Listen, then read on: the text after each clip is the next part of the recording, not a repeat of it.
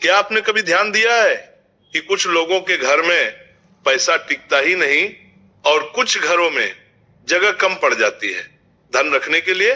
हिंदू मान्यताओं में कहा गया है, पक्षी सिर्फ दाने नहीं खाते, वे भाग्य की तरंगें भी अपने साथ ले जाते हैं। जिस घर के आंगन में पक्षियों को सही भाव से भोजन दिया जाता है, वहां दरिद्रता देर तक नहीं टिकती। धीरे धीरे ऐसी स्थिति बन जाती है कि धन आता है और इंसान सोचने लगता है, अब इसे कहां रखा जाए। आज मैं आपको बताने जा रहा हूं पक्षियों को खिलाने की दो ऐसी वस्तुएं जिन्हें अगर आपने सुबह के समय श्रद्धा और नियम से अर्पित कर दिया तो कहा जाता है घर में धन इतना बढ़ता है कि संभालना मुश्किल हो जाता है। ये कोई जादू नहीं, यह कर्म, करुणा और लक्ष्मी कृपा का संयोग है। हिंदू धर्म में पक्षियों को केवल जीव नहीं बल्कि देवीय संदेशवाहक और पुण्य के वाहक माना गया है। शास्त्रों में उल्लेख मिलता है कि पक्षी आकाश और पृथ्वी के बीच सेतु होते हैं, इसीलिए वे भाग्य, कर्म और धन, ऊर्जा को एक स्थान से दूसरे स्थान तक ले जाते हैं। मान्यता है कि जहां पक्षियों को श्रद्धा और करुणा से भोजन दिया जाता है, वहां घर की धन तरंगें शुद्ध होने लगती हैं। पक्षियों को अन्न देना दरअसल अन्नदान के समान माना गया है और अन्नदान को सबसे बड़ा दान कहा गया है। हिंदू ग्रंथों के अनुसार पक्षियों को भोजन कराना पूर्वजों की तृप्ति से भी जुड़ा है। जब पक्षी तृप्त होते हैं तो माना जाता है कि पितृदोष और आर्थिक बाधाएं धीरे धीरे शांत होने लगती है। कई पुराणों में यह भी कहा गया है कि लक्ष्मी वहीं स्थिर होती है जहां अन्न और करुणा का सम्मान होता है। पक्षी करुणा के सबसे सरल माध्यम है। उन्हें भोजन देना अहंकार को तोड़ता है और व्यक्ति के भीतर धन आकर्षण की क्षमता को जागृत करता है। यह भी देखा गया है कि जो लोग नियमित रूप से पक्षियों को भोजन देते हैं, उनके जीवन में अचानक अवसर, अप्रत्याशित लाभ और धन से जुड़े समाधान अपने आप आने लगते हैं। इसीलिए कहा गया है, पक्षियों को दिया गया हर दाना किस्मत में समृद्धि बनकर लौटता है। अब मैं आपको पहली वस्तु बताता हूं जिसे अगर आप पक्षियों को सुबह के समय अर्पित करते हैं तो माना जाता है कि घर में धन का प्रवाह तेज हो जाता है। ये पहली वस्तु है साफ चावल के दाने और बाजरा। हिंदू धर्म में चावल को अन्न का राजा कहा गया है। यह लक्ष्मी, समृद्धि और स्थिर धन का प्रतीक माना जाता है।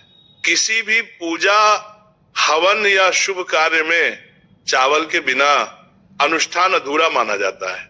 वहीं बाजरा परिश्रम, निरंतरता और जीविका का प्रतीक है।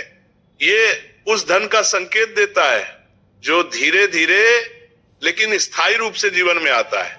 जब चावल और बाजरा एक साथ पक्षियों को दिया जाता है तो माना जाता है कि ये तेज धन और स्थायी धन दोनों को आकर्षित करता है। इस उपाय को केवल सुबह करना चाहिए, सूर्योदय के बाद और दोपहर से पहले। सबसे पहले थोड़े से चावल के दाने और थोड़ा सा बाजरा अपने दाहिने हाथ में लें। अब इन्हें घर की छत, बालकनी या किसी खुले स्थान पर जहां पक्षी आते हों धीरे से बिखेर दें। दाना डालते समय मन में यह भाव रखें, जैसे पक्षी तृप्त हों वैसे ही मेरे जीवन में अन्न, धन और अवसर कभी कम न हो।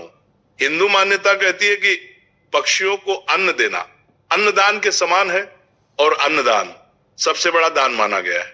कहा जाता है कि जो व्यक्ति नियमित रूप से सुबह पक्षियों को चावल और बाजरा देता है उसके घर में धन की कमी टिक नहीं पाती।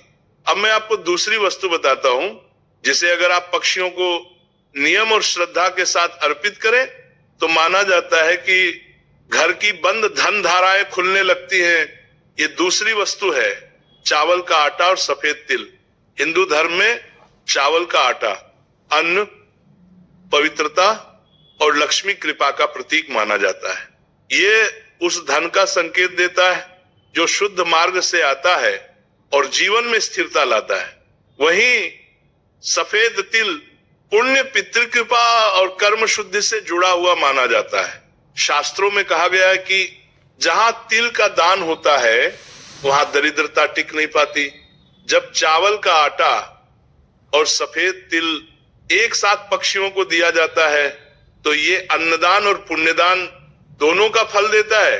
माना जाता है कि इससे घर की आर्थिक रुकावटें धीरे धीरे समाप्त होने लगती हैं। इस उपाय को केवल सुबह करना चाहिए। सूर्योदय के बाद और दोपहर से पहले सबसे पहले चावल के आटे की बहुत थोड़ी सी मात्रा लें और उसमें कुछ सफेद तिल मिला लें।